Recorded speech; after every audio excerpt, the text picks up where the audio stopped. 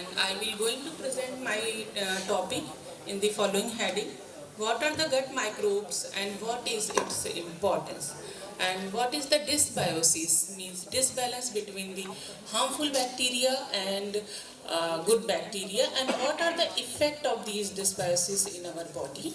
What is the effect of the diet in dysbiosis? How the microbes can help the glucose homeostasis, and what is the role of these gut microbes in the pathogenesis of type 1 and type 2 diabetes, and what is the therapeutic implication of these microbes in the treatment of diabetes. Gut microbes, these are the small bacteria, fungi, archaea, viruses which are present in our digestive tract.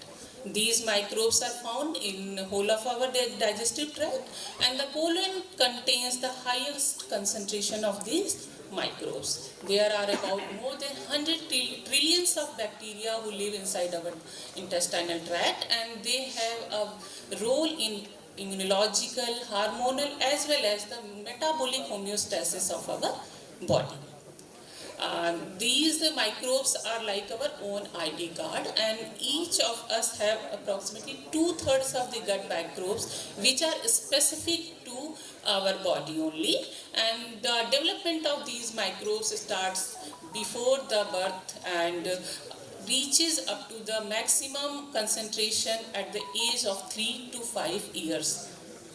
These microbes contains more than 500 species inside our bodies are there, and their concentration varies from 100 to 1000 and reaching up to the 10 to the power 12, means trillions of bacteria can be there inside our colon, and variety of microbes are there inside our colon like lactobacilli, streptococcus lactobacilli, enterobacteriaceae, bacteroides, bifidobacterium, streptococcus, and many more. These bacteria have a relationship with our humans. It is not only commensal relationship, but it is like a mutualistic relationship with their host. Both of them get advantages from each other.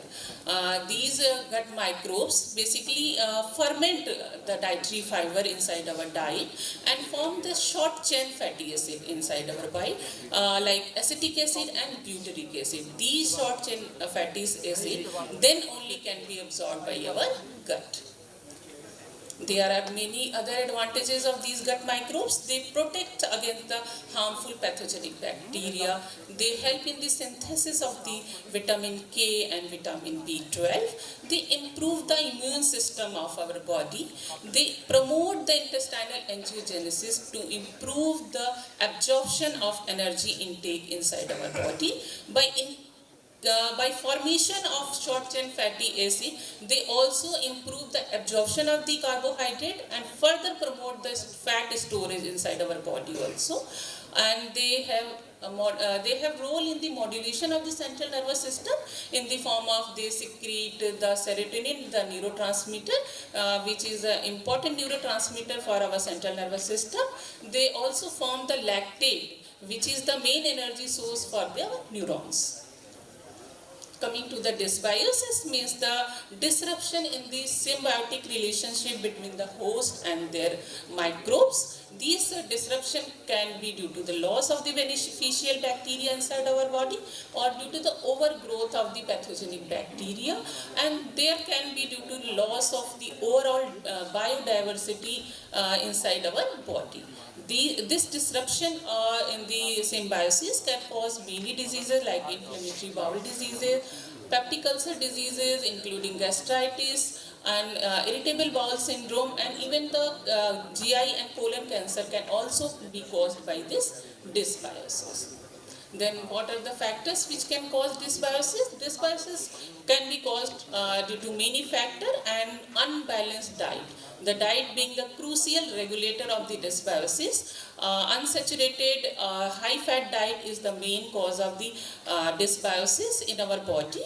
Then inflammatory processes which can take place inside our intestine, chronic and acute infections like hepatitis B and C, diabetes mellitus and many chronic diseases can also cause this dysbiosis. Treatment with the antibiotics with the antiviral drugs. Even hormone therapy and chemotherapies are also one of the important cause of dysbiosis inside our body.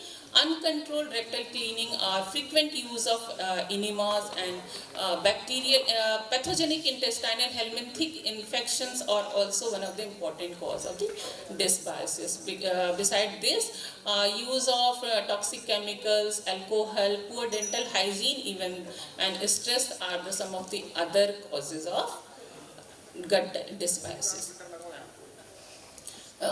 Coming to the various factors which can cause dysbiosis, diet being the crucial regulator of the intestinal microflora, and the type, quality, even components of the human food are the important factor which can influence the dysbiosis or intestinal microflora.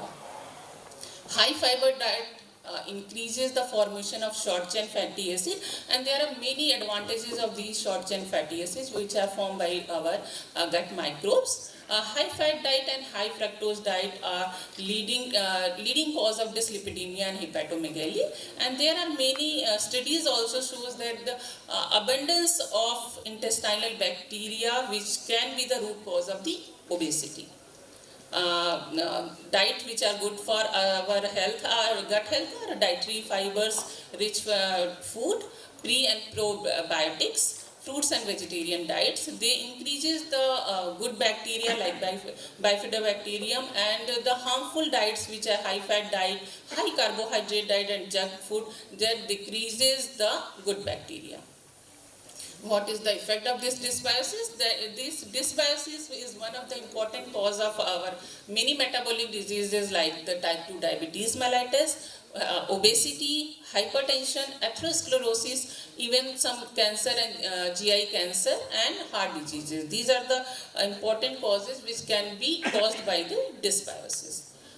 This dysbiosis have how these dysbiosis and gut microbes have their effect on the diabetes. It is the area of active research, but here are some proposed mechanism by which these gut microbes can cause or can influence the diabetes.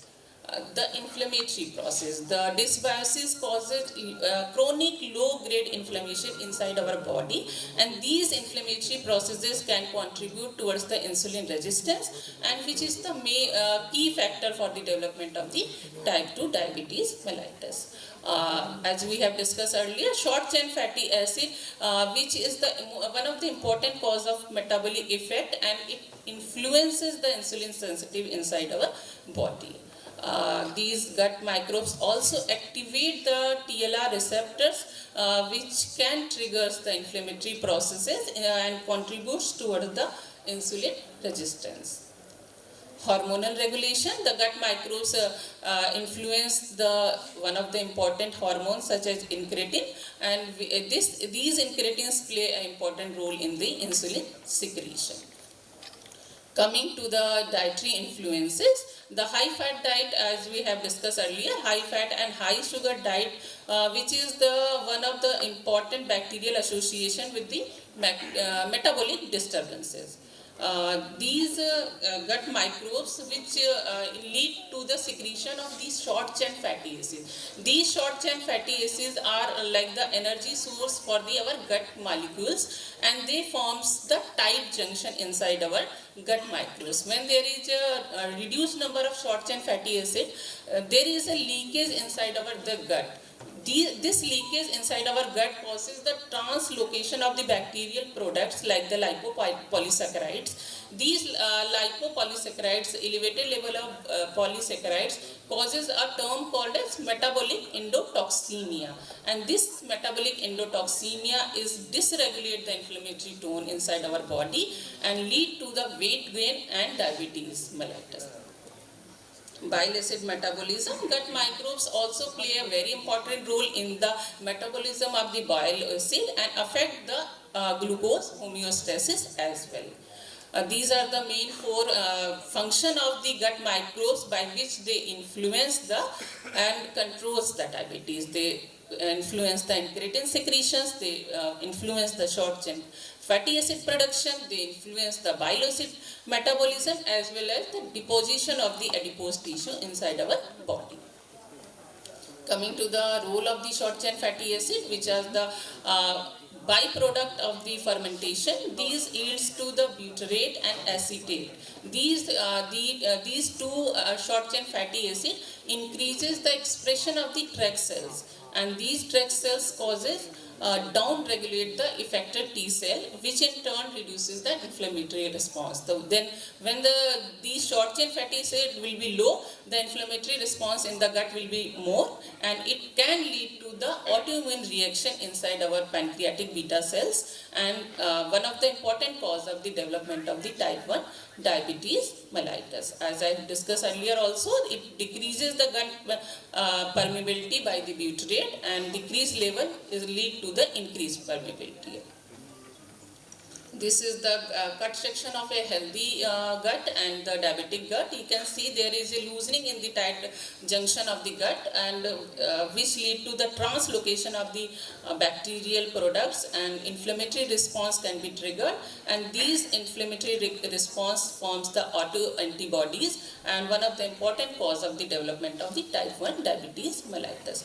This is like a cyclic process which can lead to high fat diet, can change the gut flora, and change in the gut flora or dysbiosis lead to the increased permeability, which in turn further lead to the lipopolysaccharides increase absorption, increase endotoxemia, inflammation, and one of the important cause of the metabolic disorders.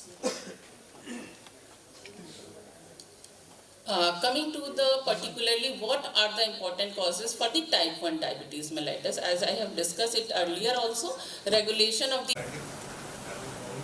good. So these are definite areas. Now, you conceptualize there are so many areas, but unfortunately, one question is always given to my mind. In India, where we are prescribing antibiotics left, right, and center for any viral vaccine, is it responsible for many of the problems? Whether it is immune disease, because we are using, and I had a very good observation. The whole period of corona, I did not prescribe a single antibiotic. Whole period of dengue, I did not prescribe a single antibiotic. Those patients were not given antibiotics, they responded to it. Those who were given antibiotics and got different adverse. So, not a excess observation. What I mean is, maybe our practice of prescribing antibiotics as a safety guard will be better. Yes. Thank you, sir. Thank you, ma'am.